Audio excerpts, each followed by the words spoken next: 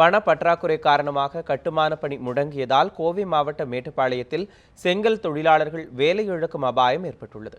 கோவை மாவட்டம் சின்னத்தடாகம், நஞ்சுண்டாபுரம், பன்னிமடை, கணுவாய், மேட்டுப்பாளையம் உள்ளிட்ட பகுதிகளில் 300க்கும் மேற்பட்ட செங்கல் சூளைகள் செயல்பட்டு வருகின்றன. இங்கு தமிழகத்தைச் சேர்ந்த தொழிலாளர்கள் மட்டுமின்றி பிற மாநில பணியாளர்களும் பணிபுரிந்து வருகின்றனர். இந்நிலையில் மத்திய அரசின் பண மதிப்பிழப்பு நடவடிக்கையால் ஆங்காங்கு நடைபெற்று வந்த கட்டுமான பணிகள் பாதியில் நிற்கின்றன.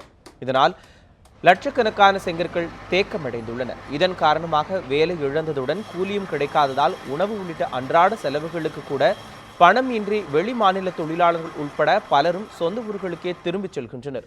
நாட்டின் வளர்ச்சிக்கு அடையாளமாக கருதப்படும் கட்டுமான பணிகள் முடங்கி வருவதை தடுக்க மத்திய மாநில அரசுகள் நடவடிக்கை எடுக்க வேண்டும் என செங்கல் உற்பத்தியாளர்கள் கோரிக்கை வைத்துள்ளனர். இந்த பண பரிமாற்றம் இல்லாத காரணத்தினால நிறைய பணம் வங்கியிலேருந்து எடுக்க முடியதில்லை. அதனால் தொழிலாளருக்கு நம்ம சம்பளமும் வாரம் கொடுக்குறதுக்கு ரொம்ப சிரமமாக இருக்குது.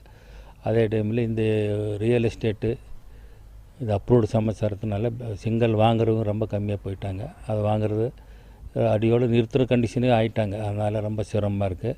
இதை நம்பி 20,000 தொழிலாளர்கள் இந்த பகுதியில் வேலை செஞ்சுட்டு இருக்கிறாங்க. அவங்க இதே நிலைமை நீடிச்சேன்னா இல்லை வெளியேறதுக்கு ஆரம்பிப்பாங்க.